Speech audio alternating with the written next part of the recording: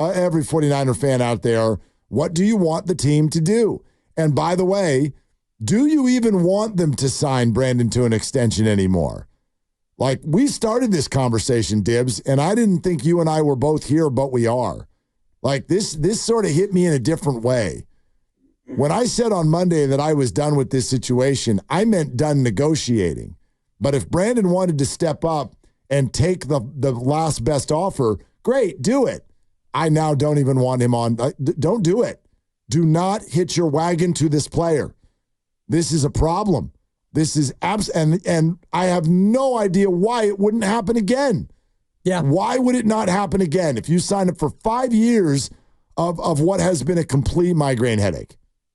Right. And so, like you said before, you get a couple of years into the deal and the market shifts again, and now he's the 12th highest paid. And, you could argue he's the 4th best in football.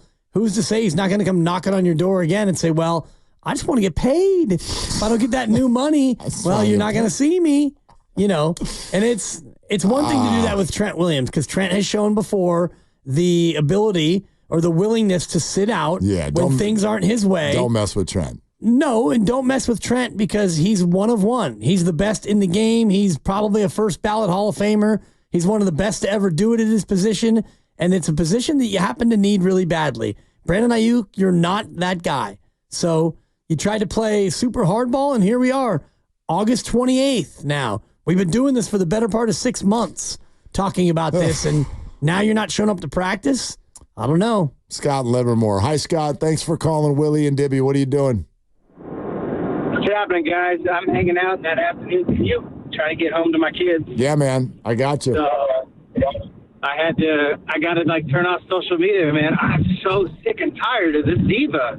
Like, oh my goodness. I'm a recruiter, right? That's what I do for a living. I recruit people for our company, and what it boils down to is, hey, Brandon, you're no longer a culture fit for our organization. I don't care about the skill set you bring, but the culture you're bringing to the table doesn't match what we're trying to put together. See you later, dude. Kick rocks. I don't want the Niners to extend him. I want them to force him to play on his 5th year, and if he doesn't, by all means, I don't care. Give him his money. We'll franchise tag him. Let him sit out the entire year. Let's waste his prime and let him walk off. Look what happened to Calvin Ridley when he took a year off for his quote-unquote mental health. That dude sucks. He doesn't bring anything to the table anymore. Sure, he's fast. If everyone calls the Niners offense a perfect scheme, anyone could be great. That's why they keep saying Brock Purdy's not that great because he's in the Niners offense. Then it's going to be easier said than done to put someone else in Brandon's spot and let them succeed. Give them the targets. Give the money to Trent. We've seen what happens when Trent's not on the field, what our scores look like. We see what happens when Debo is not on the field, what our scores look like. What do our scores look like when Aiyuk's not on the field? Well, he would respond by saying I'm always on the field. And Scott, also, the concept that you're talking about, I might agree with. I don't think Calvin Ridley was the best example because he doesn't suck. He went for over 1,000 yards last year and got absolutely broken off a huge contract to go to the Tennessee Titans this year. So that's, to me, not the example of what could happen to Brandon Aiyuk. This is more of a Le'Veon Bell warning shot to me with regard to the idea of potentially getting suspended, which the Niners are allowed to do as of this weekend, and not only losing out on the $14.1 million, but if you start missing games, losing out on a year, history will tell you there will still be another team to pay you, but not enough. And the high likelihood is that you never perform ever again like you did before. That's where I would be worried this is going if I were Brandon or his representative. Yes, and I'd be worried about a lot of things, particularly losing out on game checks, which are, of a gross number of about $750,000. So you're going to miss out on that, and your career can crater pretty quickly in this league if you start missing chunks of a season, and then you want to be a free agent. So you had a chance to sign for $26 million with a really good team. Your price might get cut in half next year if you don't go out and play football this year. So he's messing with a lot of different factors with each passing day that he doesn't come into practice. It's not even camp anymore. Camp is over. No, that's the problem. Practice. Yeah, that's the problem. I think that they worked with him with the idea of missing camp. They're not working with him with the idea of missing game 1 versus the Jets preparations, which are underway as of today. Bobby in Oakland is next up here on Willard and Dibs. Hi, Bobby. What's up? Hey, how's it going, guys? Yeah, I mean, I was pulling for Brandon to get signed up until today, and because the play time is over now. So, at this point, it's not even real negotiating. It's almost like childish play, and it's like it's not only that you're holding the team up.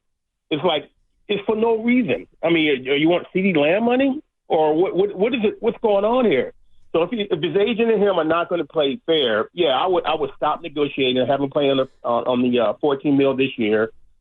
Put him on a franchise tag and get 2 first-round picks for him. If somebody decides to pick up next year, I'll be done with negotiating with him.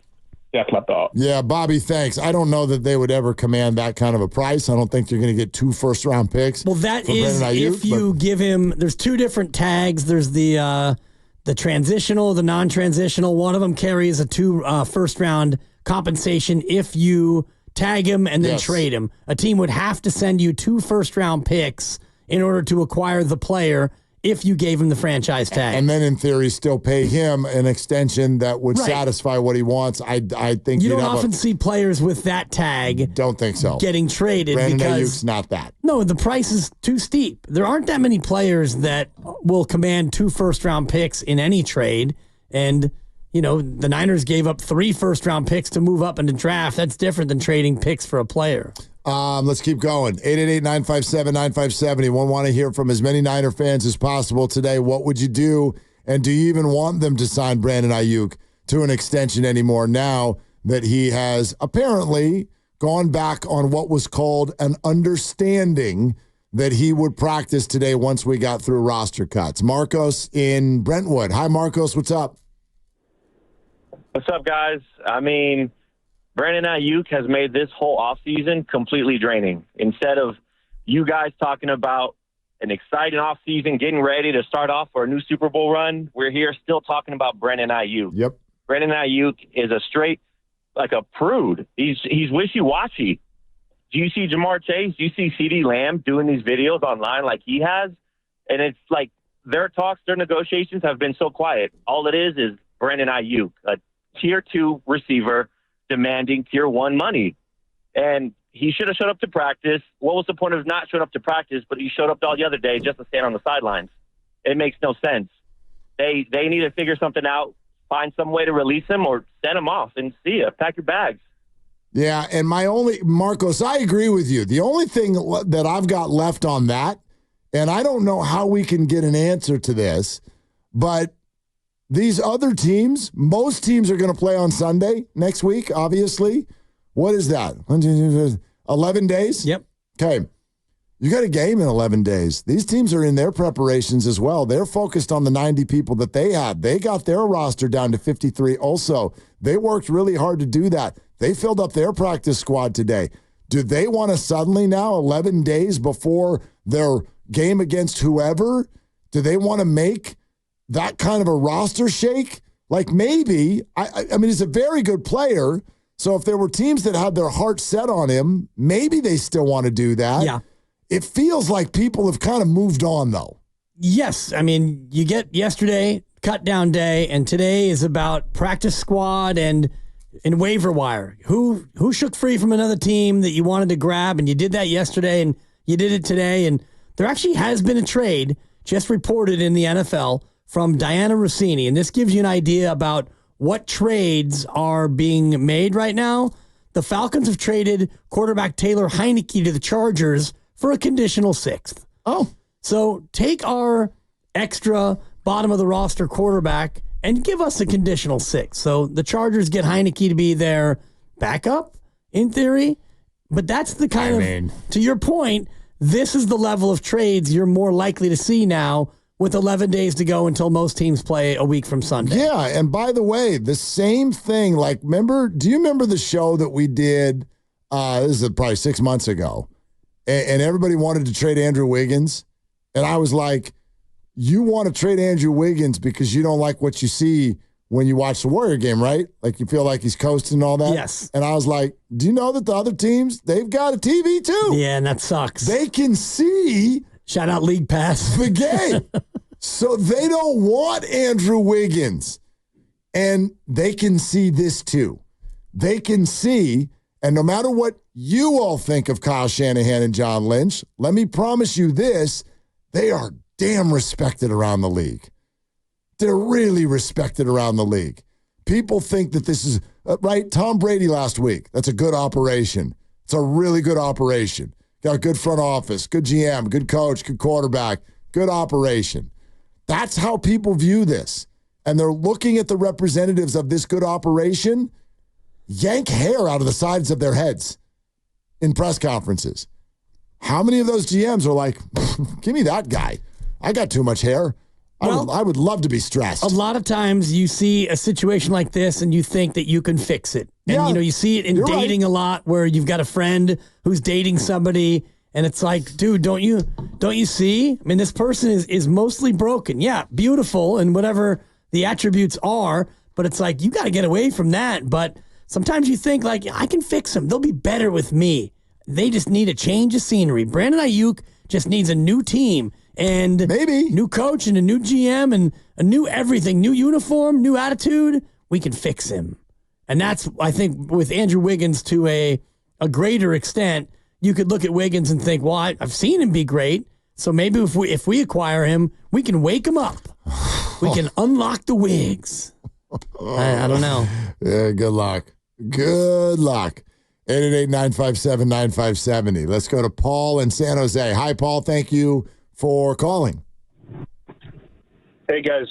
So let me preface this by saying I'm a player first guy. So whenever a player wants their money, I almost always agree with them because, let's be honest, they're giving themselves brain damage for our entertainment. However, I started to turn up Brandon Aiyuk once he got the offers from the Browns and the Patriots for the money that he wanted, right? He wants more money. The Niners grant him to go look for other teams, $32 million, and he declines that.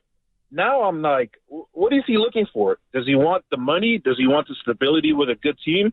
It seems like he's trying to have his cake and eat it too. And that's the part that's turning me, even as a player first dude. So it's like, I kind of agree with the Niners going hardball right now. Paul, I am with absolutely every single word you just uttered. All of them. I'm with all of them. This man is acting like a free agent when he's not and doing a bad job of that too. Like so many options have been put in front of him.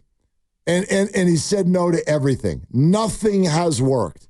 And apparently, this guy's been on the 5-yard line with 3 different teams and has no points. Yeah. Do you understand how bad offensively that is? Poor in the red zone. My God. He and his agent. He's turning the ball over. He's fumbling at the 2 on every drive. It's a shame. You hate to see it, but, to your point, he's had many, many options, many, many chances to try something different, and yet here we are. And you did say something that always strikes me because he's acting like a free agent and he's not. Well, the team has enabled him to feel like a free agent. Agreed. And that is where they're complicit, and that's where the Niners are at least some at fault through this process because now it's dragged into the first practice before week 1. And all eyes on Brandon. Will he practice or won't he? The expectation from Garofalo, they're expecting him to be out there. The agreement was he shows up for the first practice leading up to week 1, and that's today. And he was in the building and he didn't show up on the field. That's where he starts to lose a lot of people, Mark. Yeah, I mean, again, listen, there are a few out there. I've seen on YouTube, the text line. Maybe we've had a caller or two that's got we have a caller on hold right now. Yeah, that's got like 1 foot on both sides of the fence. But like, I tell you what, if I were Brandon or Brandon's agent and I were listening to this show since 3 o'clock when practice started, I don't think I would feel real good. And don't give me the whole, nobody cares what fans think. Well, yes, you do. Yes, you do. Yes, they do. They're an entertainment company. Public opinion matters because it sways the pressure. Like, look at what's happening right now. Fans are freaking out that Trent Williams is not there. They are no longer freaking out that Brandon Aiyuk is not there. And that gives leverage to the side that's willing to sit. Yeah, leverage to the extent of, the fan vote. Yeah. Now, if fans decide they don't want to show up, then that's real leverage in this deal. But no fan is going to give back their season tickets because Trent and BA are not at practice. Let's keep on going. 888-957-9570. Is it Jubin? Is that his name? Jubin? Hey, Jubin in Walnut Creek. Thank you for calling. What's up? How you doing, boys? I've been thinking about this a lot lately, and I was very sour on Brandon, but I've had time to kind of sit back, and my issues are honestly more with Trent at this point. I've kind of lost all respect for the guy. He's made nearly $200 million throughout his career. He's 36 years old, prioritizing money over a ring. If I was the Niners, I'd ship him off somewhere. I'd maybe go get Bakhtiari off the street. We'll deal with it for this year. Trade up in the first next year. Get a good starting rookie tackle. We'll save a bunch of money. And like from Brandon's perspective as well, I'd probably be looking over at Trent and I'd be like, damn, big dog, like you've made all this money throughout your career. This is Brandon's first opportunity to get paid, So it is a very fluid situation. I get it. But the more I've thought about it, I just think Trent he's just getting on my nerves. Like it's to the point where, do you want to win a ring or do you want to just cash out and like ride off into the sunset with, a bunch of money in your bank account? And I think fans don't really see it that way. I haven't heard many people saying this. So I'm kind of curious to get your guys' perspective on it because it is his Brandon's first chance to get a contract. So I see we'll never know what it's like. We're not players. So it's hard for us to say, if I was in his position, I'd do this, I'd do that. I don't know. Curious what you guys think about it. Yeah, Jubin, well, thanks for the call. And with all due respect, what you said there at the end is what was resonating in my mind the whole time. When you're like, we're not players, we don't know what it feels like. That's what I would say to you about your Trent Williams opinion. Like, tell Trent not to prioritize money. Do you know how much football hurts? Do you know how much being 36 years old, 325 pounds, and being in the middle of those trenches on every single play? Like, I'm sorry. It's not about what he's already made. It's about what is his value currently. And he's the best player in the league in the eyes of some. Right. Like the most important player in the league. So the reason I back Trent is because the Niners can do it too. When you sit here and go, wait a minute, dude, you've got a contract. Well, not really, because the Niners could cut him for free at any time, essentially. He's got no guaranteed money on there. Right. I'm never going to call on someone to work for free. My issue with Brandon... He's not working for free. No, but you're like, wait a minute. Like, you know what I'm saying? Yes, but I don't want you to mischaracterize it. Okay, not not for free. Yeah. I'm never going to call on someone to work for less than they're worth if they don't want to. If you can get it, then you have the choice to try to exercise your leverage, and he's got it in this case. The problem with Brandon is that he's been offered. You can't, it's his first chance to get money. He's been offered it. He won't sign it. He's been offered more.